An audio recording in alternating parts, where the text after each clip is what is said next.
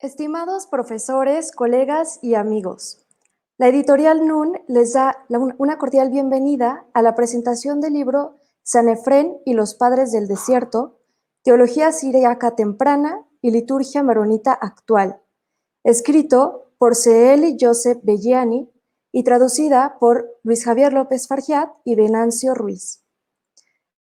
El libro presenta un tratado teológico tanto de Sanefrén, quien fue proclamado como doctor de la Iglesia por Benedicto XV, y también de Jacobo de Sarung. Ellos fueron los primeros y más importantes representantes de la visión teológica de la Iglesia siríaca. Gran parte de su trabajo quedó plasmado al modo de himnos y homilías métricas, haciendo de la poesía un medio de expresión de la teología. En la teología siríaca maronita, de la tradición maronita, el corobispo Seeli Joseph Belliani se esfuerza por presentar las reflexiones de estos personajes de un modo sistemático. Además de exponer el pensamiento de ambos autores, este libro resalta el hecho de que la tradición litúrgica de la iglesia maronita, una de las iglesias siríacas, constituye una expresión consistente y penetrante de la teología en estos dos padres de la iglesia siríaca. Este libro fue publicado por la editorial NUN dentro del sello Fides et Ratio. Este sello publica textos que aborda tanto la relación entre la fe y la razón desde un punto de vista teológico o interdisciplinario. La presentación del libro estará a cargo del doctor Luis Javier López Fargiat, del doctor Martínez Azad y del padre Yaqub Badawi. Iniciamos esta presentación cediendo la palabra al doctor Luis Javier. El doctor Luis Javier López Fargiat es profesor investigador titular en la Facultad de Filosofía de la Universidad Panamericana, Campus Ciudad de México. Es miembro del Sistema Nacional de Investigadores Nivel 3. Es director asociado de Aquinas and the Arabs International Working Group y editor en Tópicos, revista de filosofía. Es profesor de Filosofía Islámica en el posgrado en Filosofía de la UNAM y en la Maestría de Estudios de Asia y África del Colegio de México. Además, es profesor de Historia Intelectual Islámica en la Maestría de Estudios Judaicos de la Universidad Hebraica de México. Ha sido investigador visitante del Center for Middle Eastern Studies de la Universidad de Texas, en Austin, e investigador residente del Center of Theology Inquiry en Princeton. Ha publicado numerosos artículos especializados y capítulos de libros sobre la transmisión y la transformación de la filosofía antigua en el entorno islámico, filosofía árabe e historia intelectual del Medio Oriente, la interacción entre las filosofías judía, cristiana e islámica, y también sobre la mediación de los cristianos en Medio Oriente en el proceso de transmisión de la filosofía griega al contexto islámico. Es coautor y coeditor de los libros Philosophical Psychology in Arabic Thought, in the Latin Aristotelianism in the 13th Century, The Routledge Companion to Islamic Philosophy. En 2018 publicó el libro Razones, Argumentos y Creencias, reflexiones a partir de la filosofía islámica clásica. En agosto de este año aparecerá su libro Islamic Philosophy, The Thematic Introduction, que será publicado por la editorial Routledge. Adelante, les cedemos la palabra. Muchas gracias, María José. Pues a mí me da mucho gusto compartir esta tarde este espacio con dos queridos amigos, Abuna Yaub y Carlos Martínez Azad. El libro que presentamos, como ya lo adelantaba María José, es una traducción que elaboramos mi colega y amigo Venancio Ruiz, que no está hoy por aquí porque no tiene Facebook, ¿no? Y bueno, lo hicimos con muchísimo gusto, a petición e invitación de dos otros colegas muy queridos, entre ellos el padre Luis Fernando y Pepe Medina.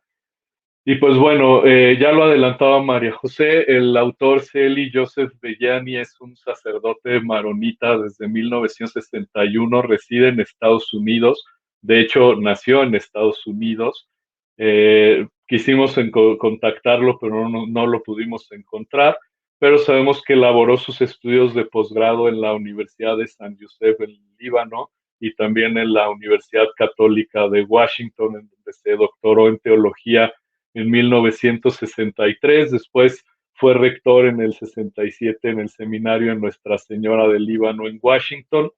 En 1975 Pablo VI lo elevó al rango de monseñor y en 1986 fue ordenado corobispo. En 1988 el presidente Gemayel de Líbano lo condecoró con la Orden Nacional del Cedro. Y bueno, y entrando un poco al libro, el libro que presentamos hoy lleva un título distinto del original, que es algo así como Teología Siriaca Temprana, con especial énfasis en la liturgia maronita, pero el editor de NUN nos sugirió un título más atractivo, que es el de Sanefrén y los Padres del Desierto. Precisamente Abuna Yau me hacía notar que estos padres, ¿no? Sanefrén, Jacobo de Saruj, no son del desierto. Entonces, pues la primera pregunta es ¿por qué el título, no? Entonces yo quisiera hablar rápidamente de por qué se eligió ese título, que es por una historia algo complicada y bastante erudita, ¿no? Porque según la historia de los monjes de Siria, escrita aproximadamente en el año 440 por Teodoreto de Ciro, el teólogo más destacado de la escuela de Antioquía y obispo, como su nombre lo indica, de Ciro. Bueno, según esta interesantísima historia que redactó, San Marón vivía a la intemperie, a diferencia de otros monjes sirios que se habían instalado en cuevas. San Marón había levantado una pequeña tienda que pocas veces usaba, ya que había elegido como su techo principal, dice Teodoreto, el cielo. Y cuenta también que ni los climas adversos le hacían resguardarse. Con ocasión de la figura de otro monje sirio, Simeón, Teodoreto narra la historia que inspiraría a Marón a vivir a la intemperie. Y voy a permitir leer un pasaje de Teodoreto que dice, por cierta necesidad se encontraban unos hombres viajando hacia uno de los fuertes ubicados fuera de la región que habitábamos. Entonces cayó una lluvia torrencial, una tormenta feroz les golpeó y perdieron la ruta sin ser capaces de ver lo que había delante de ellos. Caminaron entonces sin rumbo por el desierto y sin encontrar pueblo ni viajero alguno, arrojados por la tormenta a plena tierra como aquellos que van en un barco, se encontraron como si hubieran llegado a puerto con la cueva del divino Simeón y vieron a un hombre sucio y desaliñado que tenía sobre sus hombros una capa rota de pelo de cabra. En cuanto él les vio, les dio cortésmente la bienvenida y les preguntó por la causa de su visita. Le contaron todo nuevamente y le pidieron que les dijera cuál era el camino que llevaba hasta el fuerte. Esperen, dijo, y les podré dar unos guías inmediatamente para que les muestren el camino que ustedes desean. Bueno, y en el relato nos cuenta Teodoreto que esos dos guías y esos dos guardianes que orientaron a los perdidos fueron unos leones que se veían intimidantes, pero que de manera mansa los guiaron por el desierto. Y de ahí Teodoreto extrae esa conclusión de que hemos entonces de confiar en la guía de Dios, por fuerte que sea la tormenta o por fuerte que sea la adversidad. Y como pueden ver, este relato sucede en el marco de un desierto. Entonces, por raro que pueda parecer ese modo de vivir a la intemperie, va a influir a muchos monjes de la tradición siriaca, entre ellos Talasio, Limneo, Juan, una mujer, Domnina, ¿no? Entonces, todo indica que de alguna forma le fue transmitida a Marón la forma de vida de los padres del desierto. Quizá habría que pensar en más fuentes, por ejemplo, la Vita Antoni de Atanasio, la historia lausiaca de Paladio, que relata muy interesante la vida monacal egipcia, que era anacoreta, y justo Paladio a los 50 años de Marón incluyó a San Marón en esta historia de la vida de los monjes anacoretas que estaba, insisto, centrada en Egipto. Entonces, parecería pues que ahí hay otro elemento que ubica de manera muy extraña, o al menos analoga, la vida anacoreta de los monjes siriacos con los padres del desierto, ¿no? Estas obras fueron traducidas prontamente al siriaco, ¿no? Fueron transmitidas al mundo de habla siriaca, y entonces ese modelo de ascetismo que proviene también de Bagrio Póntico y del contexto bizantino, finalmente fue madurando en una leyenda que empezó a circular en el siglo IX, en donde se habla de un monje que se llama San Eugenio, que se supone que había traído la vida del desierto de Nitria a Siria a principios del siglo IV, ¿no?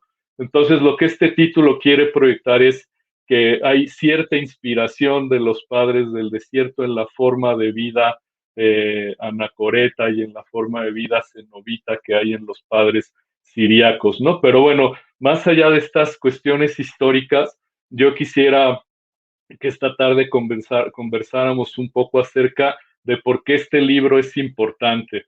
Y yo quisiera decir algunas cosas al respecto, ¿no? Creo que el libro es importante por muchos motivos. Primero, porque en la mayor parte de la bibliografía especializada en cristianismo primitivo se suelen distinguir dos ramas de la patrística que son la griega, en la que destaca pues Clemente de Alejandría, Gregorio de Nisa, Orígenes, etcétera, y la patrística latina con San Agustín, Tertuliano y muchísimos más.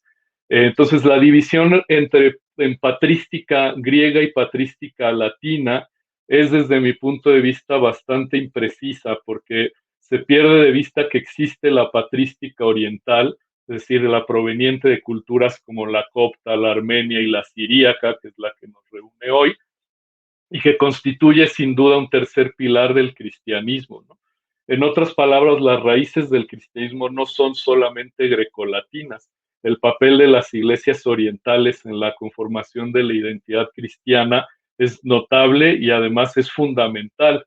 En general, algunas de las iglesias orientales conservaron la tradición litúrgica siríaca y como tales son privilegiadas porque son herederas directas de la cultura semítica de la que el cristianismo emergió. Y un rasgo característico de dicha herencia es precisamente el uso del siríaco como lengua litúrgica, un dialecto que es casi o prácticamente idéntico al arameo galileo hablado por Jesús. Entonces, al igual que el cristianismo latino, la tradición siríaca tarde o temprano se vio influenciada por la teología sistemática y filosófica que proviene del cristianismo helenizado, pero dicha influencia se suscitó aproximadamente a partir del siglo V y llegó a su punto más alto en el siglo VII, cuando hubo ya una completa asimilación de la filosofía griega en el entorno de Medio Oriente. Eh, este es un episodio interesantísimo de la historia intelectual de Medio Oriente que habitualmente se olvida, ¿no? Así como los estudiosos de la patrística olvidan la patrística oriental y específicamente lo que se denomina patrología siríaca, también los historiadores de la filosofía se olvidan de la importancia que tuvo la generación de traductores siríacos que contribuyeron a que la filosofía se tradujera al árabe, ¿no? Pero bueno, ese es otro episodio y de eso he tenido oportunidad de hablar en un volumen que compiló justo Carlos Martínez Azad sobre cristianismos de Medio Oriente. Ahora, lo interesante de este libro es que precisamente trata de los padres ubicados antes de que haya esa influencia de la filosofía griega que fue haciendo cada vez más sistemática la teología siriaca.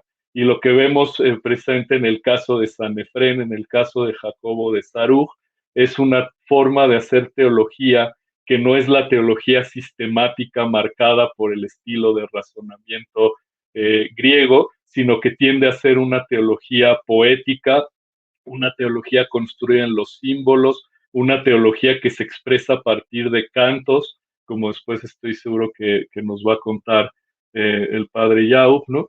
Entonces el libro trata de manera específica de Sanefrén el sirio, muerto en el año 373, de Jacobo de Saruj, muerto en el año 521, y Sel y Joseph justo establece y nos habla acerca de la influencia que tienen estos dos padres en la configuración de la liturgia maronita, ¿no? Que tendríamos que ubicar la emergencia del maronismo alrededor del año 451, cuando el concilio de Calcedonia, aunque en realidad San Marón, que aquí debo decir que es el inspirador, no el fundador, porque ese es un equívoco que también ya me hacía notar que está presente en nuestro prólogo.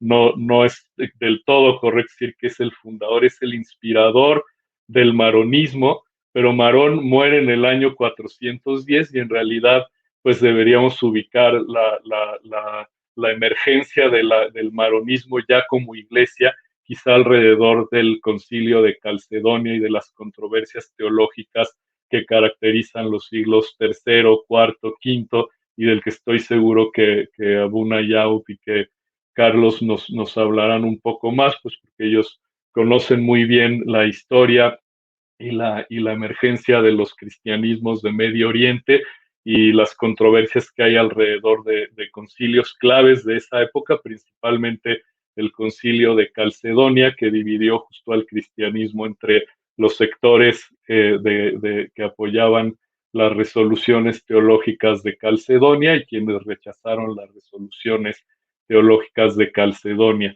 Y las dos iglesias de Medio Oriente que justo apoyaron las resoluciones de Calcedonia son precisamente la maronita y la melquita. Entonces, antes de pasar la palabra a Carlos, que creo que estoy casi sobre mi tiempo, quisiera decir algo rápidamente sobre San Efrén y Jacobo de Saruja, a reserva de que más tarde quizá tengamos oportunidad de hablar un poco más sobre ellos. Yo quisiera decir primero un par de cosas, primero sobre San Efrén, ¿no?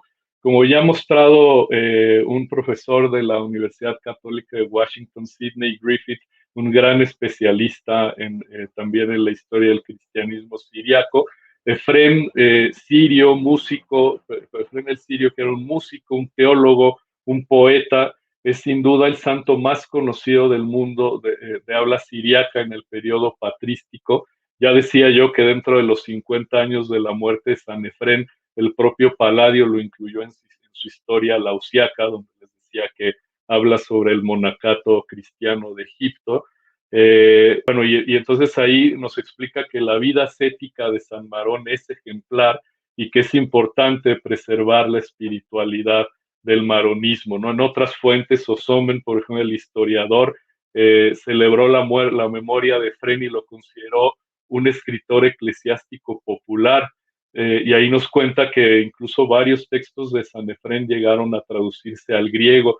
Hay un testimonio del propio San Jerónimo, ¿no? que reconoce el genio teológico de San Efrén, que al parecer habría conocido a través de una traducción griega del texto de San Efrén sobre el Espíritu Santo. Es decir, lo que quiero decir mencionando este tipo de fuentes es que todas contribuyeron a que se construyera la imagen de San Efrén como una zeta y se discute actualmente, sobre todo a raíz de los estudios de Sidney Griffith, de Sebastian Brock, se discute si eso le hace justicia a la figura de San Efrén, porque parece que hay demasiado énfasis en esta cuestión ascética y eso hace que pierda de vista que a pesar de ser una asceta, participaba activamente en la vida litúrgica del entorno bizantino y del entorno de Medio Oriente, y que la muestra de eso es precisamente sus himnos, sus homilías, ¿no? Y que a veces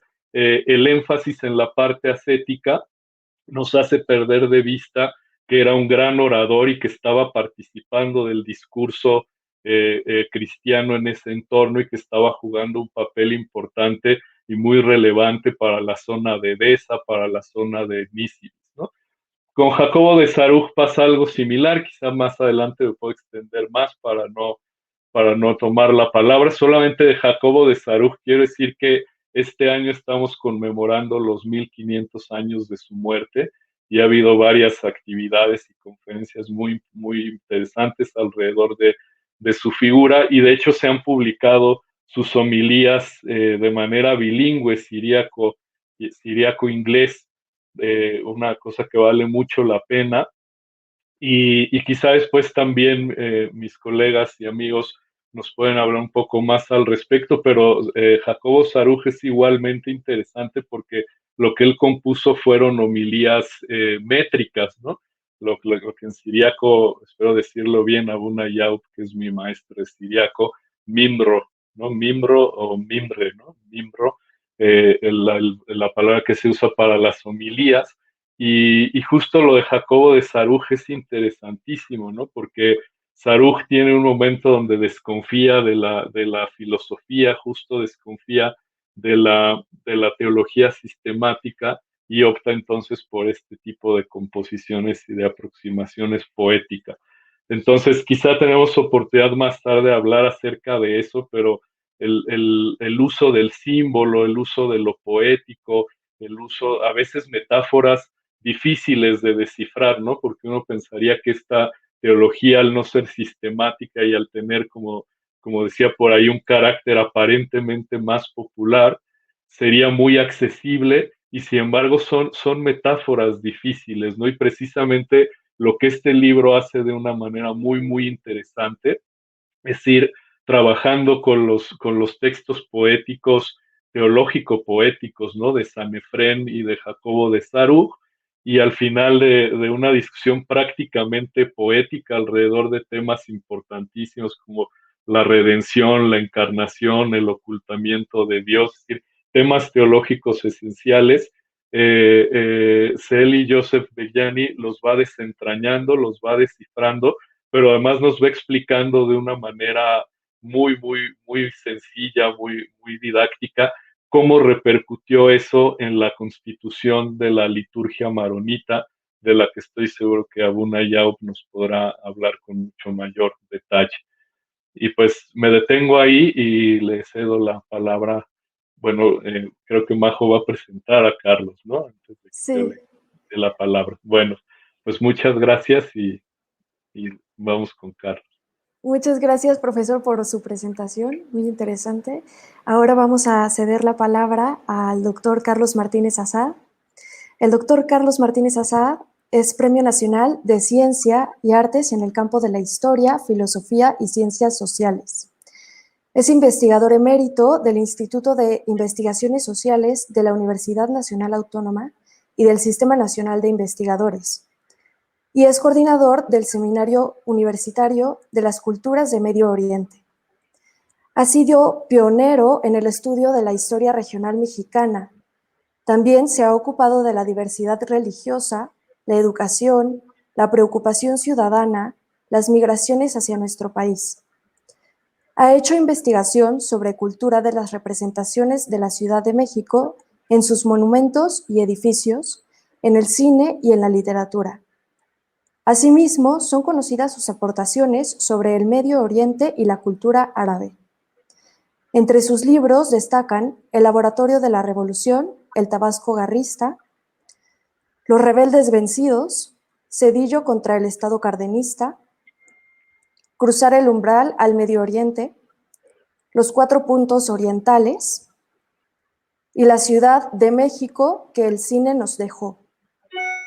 Su trabajo le ha hecho merecedor, entre otros reconocimientos, de la beca Guggenheim, el Premio Universidad Nacional en Investigación en Ciencias Sociales, Acknowledgement Award de Notre Dame University y Premio Ciudad Capital Herberto Castillo de Educación, Ciencia y Sociedad. Adelante, doctor, le cedemos la palabra. Es un honor estar en esta presentación, acompañado por el doctor Luis Javier López Farjad y por Abuna Yacuba Dawi. Y bueno, agradezco mucho, María José, por esta presentación y a la editorial NUM por hacernos participar en este convivio.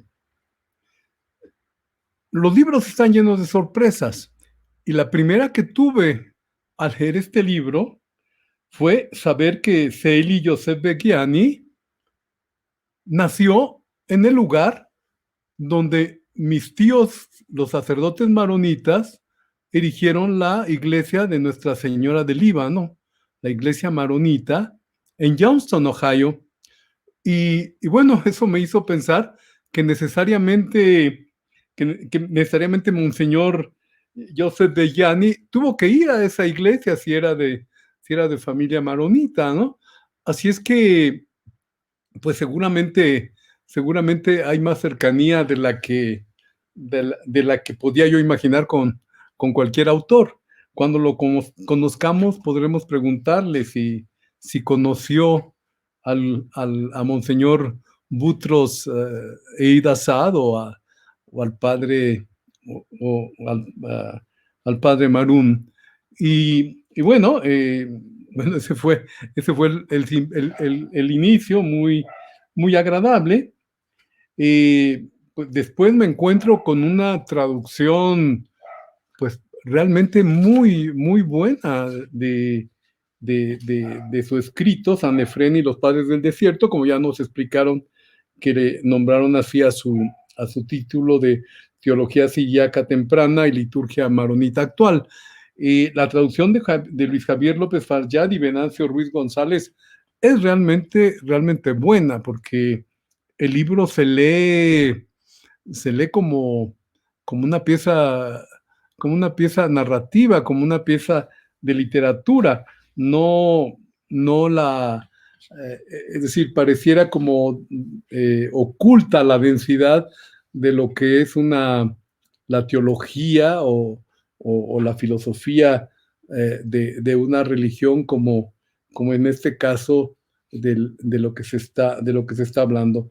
Así es que realmente me gusta mucho, porque creo que sí es un muy buen texto de divulgación, es un muy buen texto para que aún las personas tan cercanas a los estudios profundos que ha hecho Luis Javier puedan entender de qué se trata todo esto, que además está pues de bien narrado, desde luego. Antes de entrar a la propia narración de Joseph Begiani, pues lo que vemos en una introducción muy breve, que yo le reclamo a Luis Javier que la haya hecho tan breve, el prólogo, como le llamaron, porque realmente nos dice algunas cuestiones que son absolutamente fundamentales para entender el sentido más amplio de lo que es el maronismo y la iglesia a la que esa teología dio lugar. Y de manera muy breve, por ejemplo, yo prácticamente porque conozco también a Luis Javier con otros escritos, pues veo esa relación tan importante que nos establece en ese cruce de caminos entre el judaísmo, el cristianismo y aún el islam. Es decir, sin que lo manifiestes de esa manera, pero lo que sí nos va quedando claro es cómo en esa construcción del cristianismo, pues sin duda están presentes muchos elementos del judaísmo, y sobre todo, creo que cuando nos habla de la patrística, pues esto habría dado lugar a una explicación un poco más amplia para quienes no están tan cercanos al tema, y que pues van a abordar el asunto de la teología con mayor dificultad, ¿no? Entonces, pues en ese sentido creo que el prólogo es muy preciso, vale la pena leerlo con mucho detenimiento, e incluso volver a él, porque yo cuando iba ya a la mitad del libro volvía a revisar algunas de las ideas o conceptos del inicio, donde por otra parte pues está de manera muy rápida pero muy precisa el significado del Concilio de Calcedonia, que es fundamental para nosotros, para los cercanos a la iglesia maronita, y que sin embargo me temo que mucha gente no tiene mucha idea de esto. En realidad, incluso en México, creo que se ha hablado con más conocimiento de esto en los últimos tiempos, ¿no? No era algo tan que podía conocerse previamente como ahora. Eh, Voy a protestar con Luis Javier porque yo quería comenzar contando la anécdota de Teodoreto sobre San Simeón, que me parece espectacular. Es un cuento precioso porque además es un cuento que se parece mucho a las cásidas árabes, ¿no? Es decir, donde esos eran los relatos de los primeros árabes, breves, donde había una historia contundente y precisa y metafóricamente muy bella, ¿no? Así es que simplemente habría que tener en cuenta este asunto de cómo al final son los leones los que van a dirigir los que van a orientar a estos personajes que, que, que se han extraviado y que finalmente encuentran la salida así. Y con el león como una presencia muy fuerte en toda la mitología del Oriente y de Oriente Medio en particular. Adentrarse en el trabajo, pues sí va resultando de una enorme riqueza y de entendiendo muchos de estos aspectos. Igual a veces creo que habría valido la pena algunas anotaciones de pie de página. Por ejemplo, cuando al estarnos hablando prácticamente en las primeras páginas en el ocultamiento de Dios, el sentido de la oscuridad y de la luz y el significado de la luz en el cristianismo, pero además cómo lo pone de relieve la iglesia maronita, ¿no? Donde la luz va a ser siempre un motivo pues una suerte de búsqueda. Nos encontramos con la luz en muchos de los pasajes de la teología.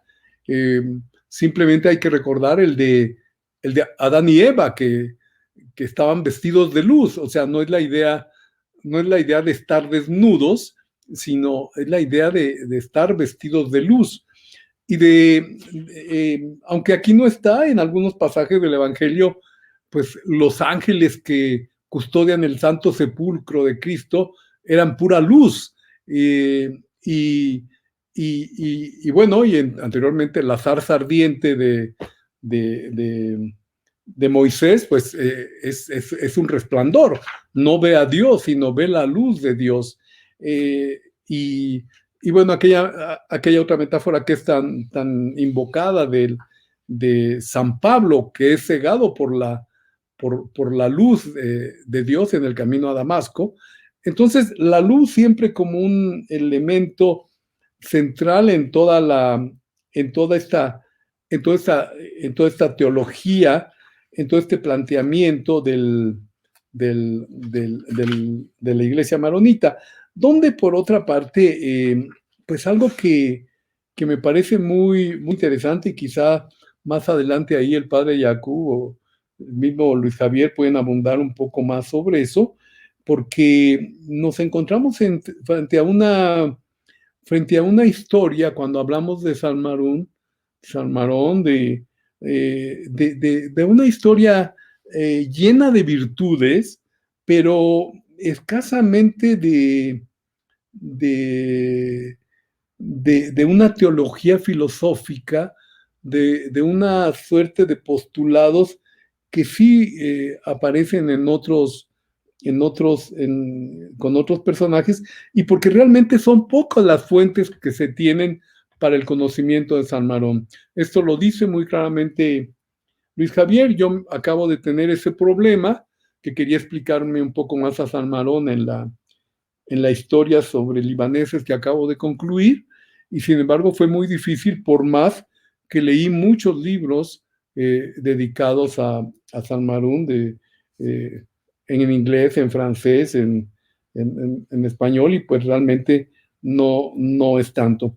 Entonces, ¿qué es lo que va sucediendo?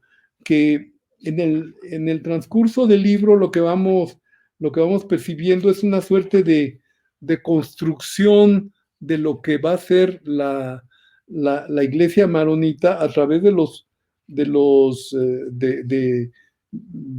elementos que va tomando de la liturgia existente, por supuesto, la liturgia cristiana que se ha estado consolidando, y seguramente de la judaica, como luego también la judaica tomó incluso algunos aspectos del cristianismo, sobre todo cuando vamos a los profetas, ¿no? Que hay demasiada coincidencia entre los profetas del mundo bíblico con los que son los profetas también aceptados y respetados por los cristianos.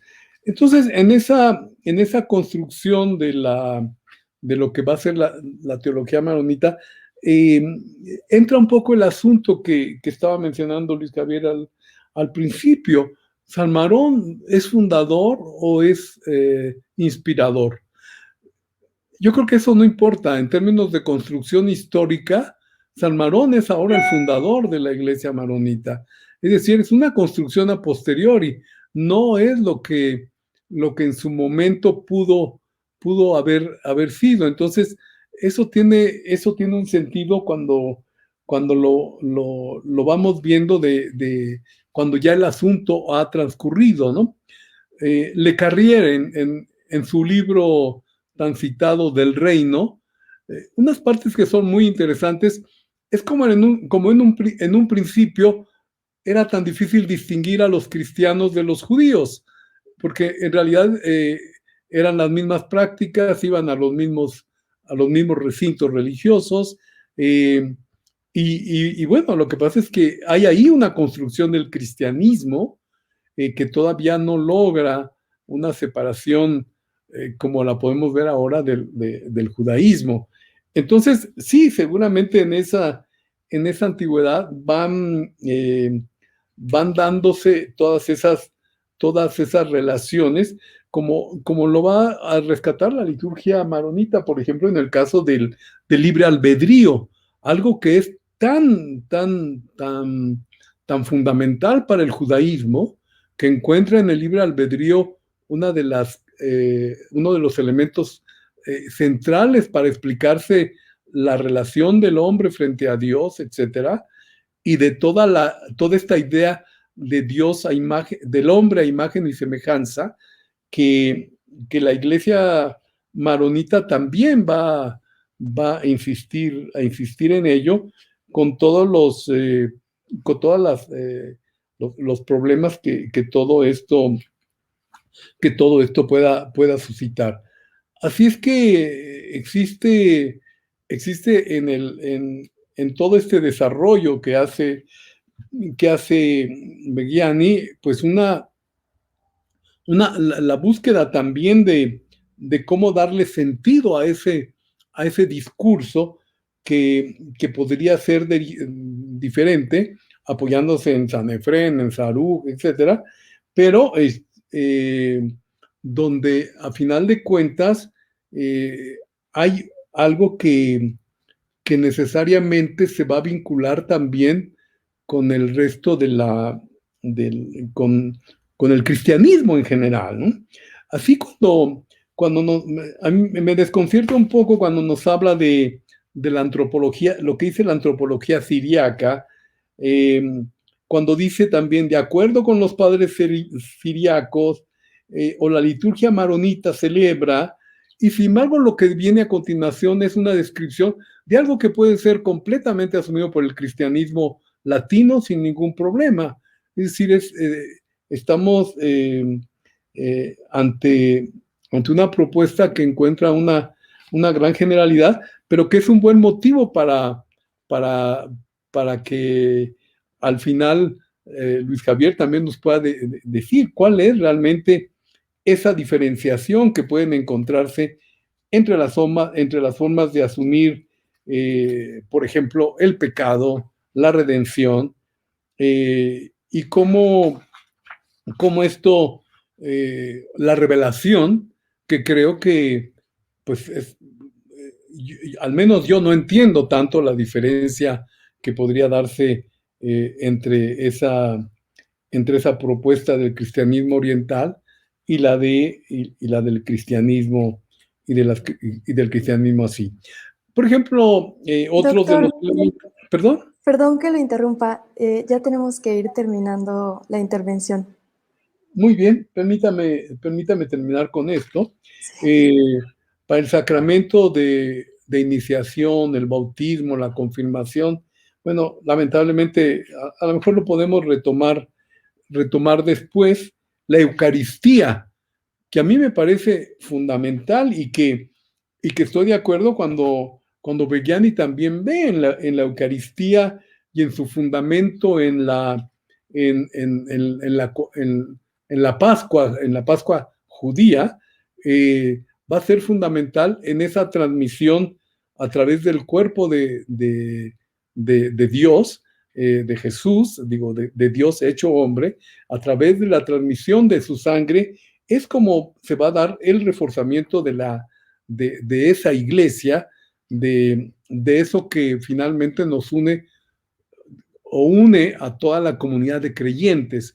Y esa idea de la Eucaristía, pues está muy claramente desarrollada en Begiani. Traía algunos elementos más que quería decir al respecto, pero déjeme terminar con este punto. Me extrañó que Begiani no se inspirara más en San Agustín. Creo que San Agustín, aparte de, digo, Luis Javier lo menciona al inicio, pero San Agustín yo creo que es fuente de muchos de estos conceptos que van a ser fundamentales en el desarrollo del cristianismo, no solamente de los cristianismos orientales, y que las ideas que el libro de San Agustín, que tuvieron que haber conocido ya los de la patrística en el siglo V, VIII, etcétera, porque ya para ese momento el libro de San Agustín, sobre todo La Ciudad de Dios, era ampliamente conocido, aunque su verdadero revival o su verdadera puesta al día vino hasta el Renacimiento, pero igualmente es muy extraño que no haya una referencia a San Agustín más contundente en el conjunto de este libro. Y bueno, esto queda como una reflexión, invitando a Luis Javier y al padre Jacob al finalizar lo que ahora el padre Jacob nos va a decir. Muchas gracias. Muchas gracias, doctor. Le agradecemos mucho su intervención. Perdón por interrumpirlo. Qué ganas de seguir escuchándolo, pero bueno, lamentablemente tenemos el tiempo limitado y debemos seguir. Ahora le cedemos la palabra al padre Jacob Badawi. El padre Jacob Badawi es doctorante en musicología e historia en la música por la Universidad de la Sorbona. Cuenta con una maestría en musicología por la Universidad del Espíritu Santo de Kaslik, Líbano, y con otra maestría en lenguas y civilización árabe por la Universidad Charles de Gaulle. También tiene una licenciatura en musicología por la Universidad del Espíritu Santo de Kaslik, Líbano. Es investigador universitario del norte de Francia, miembro de la SACEM. Ha dictado conferencias en innumerables foros libaneses, franceses y mexicanos, tales como la Universidad del Espíritu Santo, Kaslik, en el Líbano. Es director de la Escuela de Música en la USEC y secretario general de la Facultad de Musicología en la USEC. Es profesor de teoría y solfeo, de culturas musicales, de pedagogía musical, de historia de la música, de organología, etc. Es compositor de música y cantos litúrgicos y espirituales. Es traductor y arreglista de cantos maronitas del arameo siríaco al español. Es fundador y director del grupo instrumental Sinrix Ensemble libanés, así como de grupos corales parroquiales. En México es director fundador del coro de Nuestra Señora del Líbano. Es profesor de arameo y árabe en numerosos institutos de enseñanza en Líbano, Francia y México. También es conferencista sobre música, liturgia e historia de la Iglesia maronita en Líbano, Francia y México. Es colaborador en la publicación Patrimonio Maronita, editado por la USEC. Adelante, padre, le cedemos la palabra. Gracias a a Luis Javier, gracias a Carlos Martínez, gracias a todos ustedes. En este tiempo les pido a todos de rezar por la recuperación del padre Abdallah Badoui, que él es con nosotros en el Centro Cultural Antioqueno Siriaco de México. Y terminó la operación hace 2 días del corazón abierto. Bien, voy a hablar de San Efrem, el contexto de San Efrem. San Efrem, primero, él nació en Nisipe y vivió en Nisipe allá fue diácono toda su vida y lo ordenó diácono su maestro Jacobo de Nisipe, que era también un poeta. Con él, en 325, acompañó a su maestro y fue presente en el primer concilio de la Iglesia ecuménico, el concilio de Nicea, en donde este concilio, una de las verdades que tomaron, que el Hijo es de la misma esencia del Padre, Él es igual al Padre. Él es el Verbo encarnado, como le explica también en su libro. Por eso él fue músico, poeta, músico. Utilizó la música para enseñar a la gente la ideología y la teología y la Biblia a la gente que especialmente los que no tienen tiempo o no tienen la posibilidad de leer en los libros, especialmente en este tiempo. El concilio de Nicea era especialmente contra el arianismo y otras también sectas o heréticas. Arianismo que dice Jesús no es Dios, Él es superhumano, pero no es Dios, ni el Hijo de Dios. Por eso puso su enseñanza sobre la encarnación, el Verbo encarnado. Por ejemplo, en los cantos de la Navidad, Subhol Haukolo, gloria al Verbo o la voz que se encarnó, convirtió hombre, y etcétera. Hay muchas cosas. Ahorita por su humildad no quiso ser sacerdote porque él sabía si va a ser sacerdote van a elegirlo obispo y no quería por humildad. Quedó siempre diácono. Después se fue a Edesa. Edesa es un centro muy importante en la cultura siriaca desde el primer siglo de la Iglesia y segundo siglo de la Iglesia. Es el primer reino, no imperio, el primer reino que se convirtió al cristianismo. Hay una anécdota que dice que Abjar, el rey de Edesa, escuchó que hay un hombre muy importante en Jerusalén que está enseñando, haciendo milagros, etc. Y su gente no lo quieren, los responsables, aunque la gente les seguía. Entonces mandó a una embajada con su secretario y su pintor.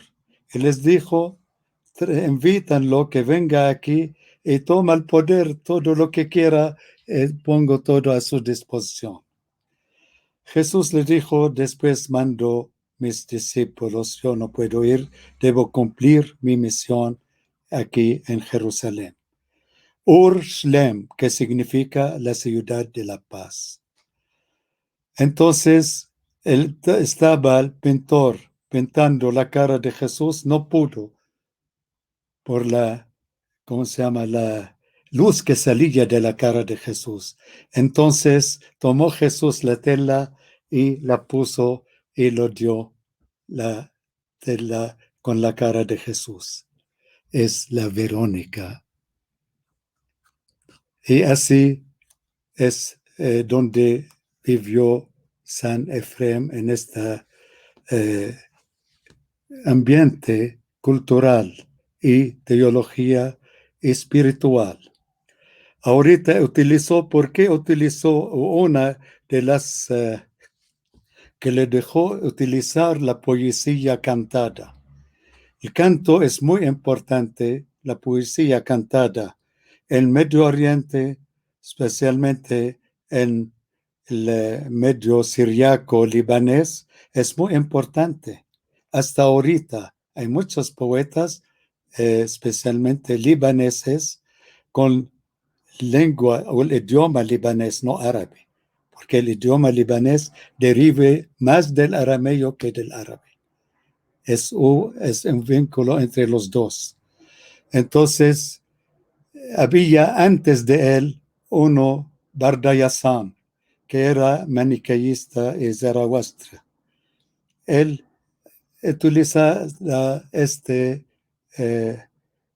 para enseñar a la gente el maniqueísmo es que hay un Dios, estaba en esta San Agustín, en esta secta antes herejía, Dios del bien, que es Jesús, Dios del mal es el diablo.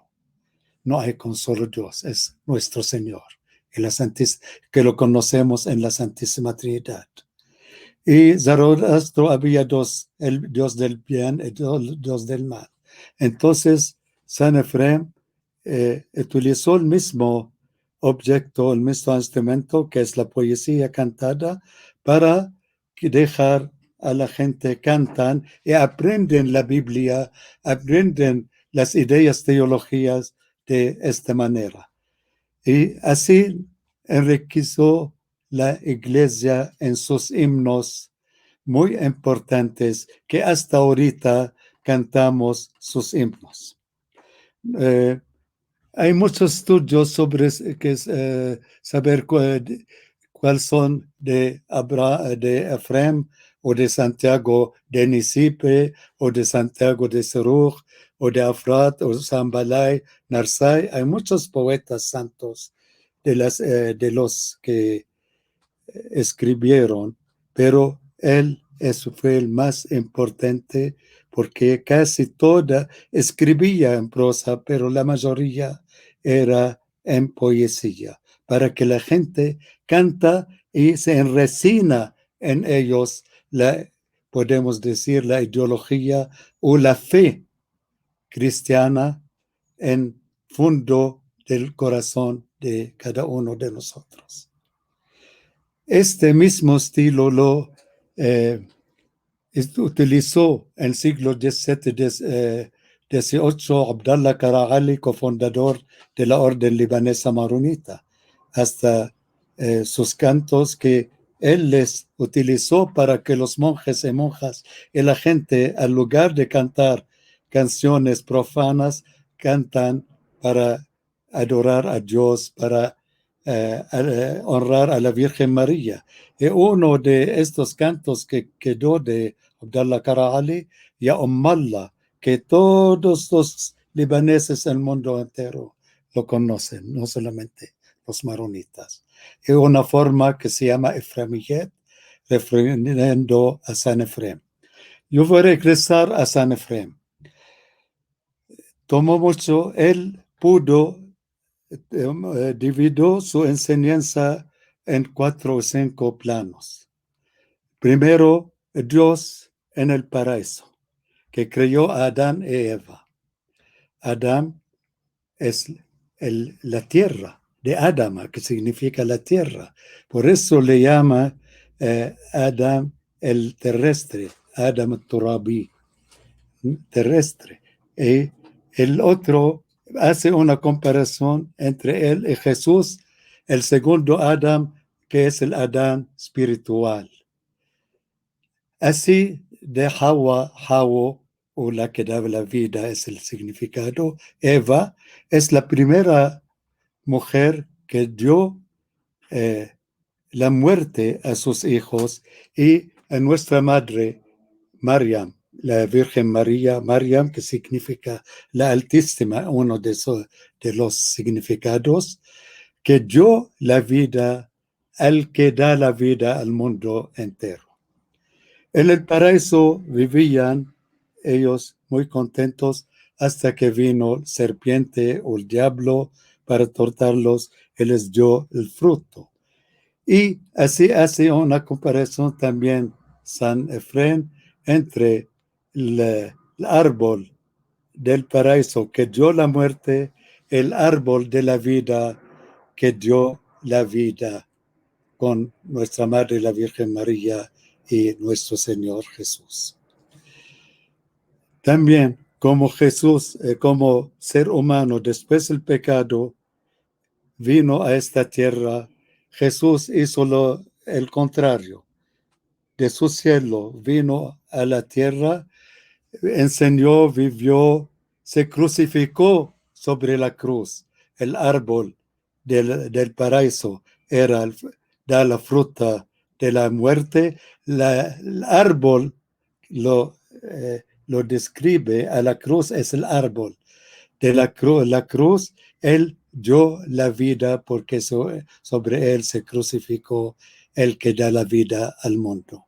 Y Jesús bajó al Sheol, donde estaban esperándolo los muertos desde Adán, pasando por Abel, por Abraham, Noé, David, todos hasta la llegada de Jesús. Y cuando bajó Jesús al Sheol, en su muerte, él venció a la muerte. Todos estos están en el oficio siriaco de la iglesia maronita, no lo invento yo. Y allá en Seol iluminó al Seol porque él es la luz. La oscuridad es el pecado, la gracia es la luz, y Jesús es la luz. Y allá les llamó y subieron con él al cielo. Le encontramos muchas veces en el oficio y la liturgia maronita. Esta es una parte de lo que explica también el libro. Ahorita el desierto, yo creo que nosotros no tenemos desierto en nuestra vida. El desierto es el vacío. Jesús, cuando fue a la montaña o al desierto, significa el lugar donde no hay Dios.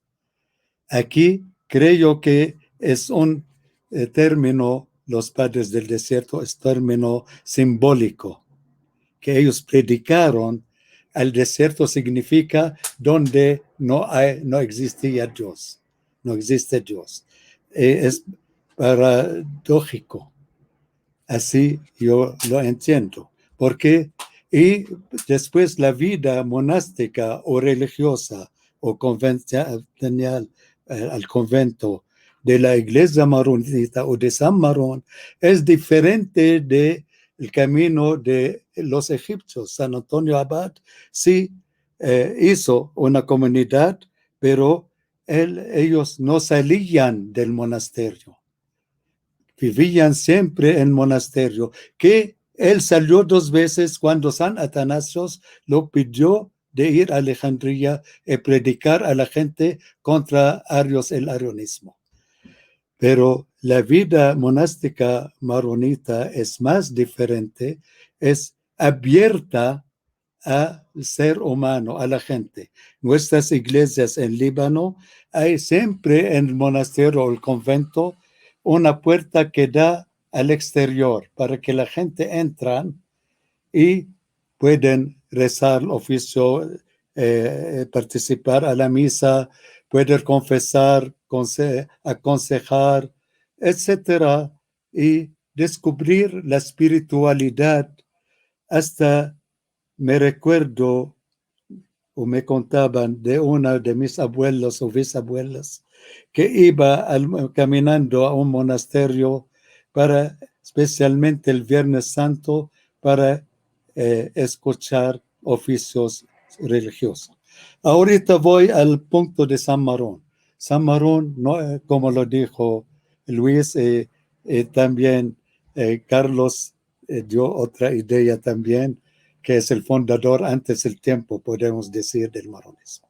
San Marón, él fue en el siglo IV y V, la segunda parte, casi 350 hasta 410. Él, su vida, como dice Teodoreto de Ciro, lejos del mundo, el mundo lo siguió hacia la montaña. Quédense, él, como dijo también Luis Javier, que su techo era el cielo, sus lámparas, la Biblia y las estrellas, y su cama, el suelo. Así vivía, pero la gente venía con él. Él les enseñaba, predicaba, confesaba, aconsejaba. Y San Marón fue alumno de la escuela de Antioquía. Uno de sus compañeros fue el patriarca San Juan Crisóstomo, que lo escribió, conocemos 5 cartas que lo escribió a San Marón, pidiéndolo su oración y sus consejos. Y San Marón tuvo muchos alumnos, como mencionó algunos de ellos Luis Javier, y vivían como vivía San Marón, como monjes al mismo tiempo misioneros. Y así el concilio de Calcedonia, en este concilio hay muchas cosas muy importantes. Podemos decir, en este concilio los padres acabaron la redacción del credo largo que conocemos todos, creón soltos, etc. Y para difundir, defender, enseñar el credo en las regiones de Antioquía de Jerusalén y que significa ahorita el Medio Oriente, por acuerdo del Papa León Magno, Teodoreto de Ciro se entusiasmó y fundó el monasterio en su eparquía. Y fue el concilio de Calcedonia y el monasterio de San Marón, la cuna de los maronitas, con la espiritualidad de San Marón, pero la ideología del concilio de Calcedonia, defendiendo la fe, podemos decir, actual católica, con el credo. No voy a hablar más porque creo que ahorita musicalmente hay colo San Efrem, significa el colo es la melodía tipo San Efrem. ¿Cómo está compuesta? De 7, 7, 7, 7, 7, 7. Estas 7 hay veces en algunos 5 sílabas con 2, otros 4 sílabas con 3.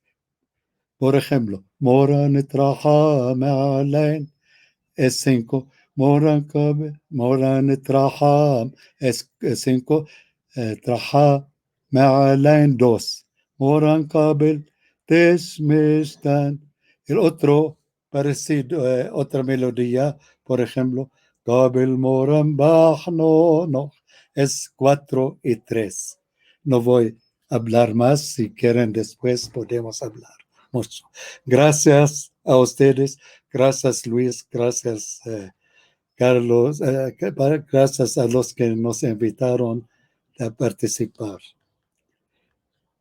Les invito cuando quieran, porque estamos traduciendo con el Padre Abdallah y otros todo el oficio, el misal, la liturgia maronita, basando, es la diferencia entre nosotros y los demás, nosotros basando sobre el texto siriaco. ni inglés, ni latín, ni otro. Hasta el árabe, cuando hay el siriaco, nos basamos sobre el siriaco. Gracias. Muchas gracias, Padre Jacob. Le agradecemos muchísimo toda su exposición. Y también les agradecemos al doctor Luis Javier y al doctor Carlos Martínez Assad por sus intervenciones. Fue una exposición muy rica. Lamentablemente se nos terminó el tiempo y ya no tenemos espacio para responder preguntas en este momento, pero ojalá podamos reunirnos pronto para seguir platicando. La editorial NUN les agradece a todos por asistir a este evento y los invita cordialmente a adquirir el libro directamente en nuestra página web editorialnun.com.mx o en Amazon. Asimismo, el libro puede adquirirse en librerías como El Sótano y en impresiones bajo demanda en el resto del mundo. Muchas gracias a todos. Hasta luego.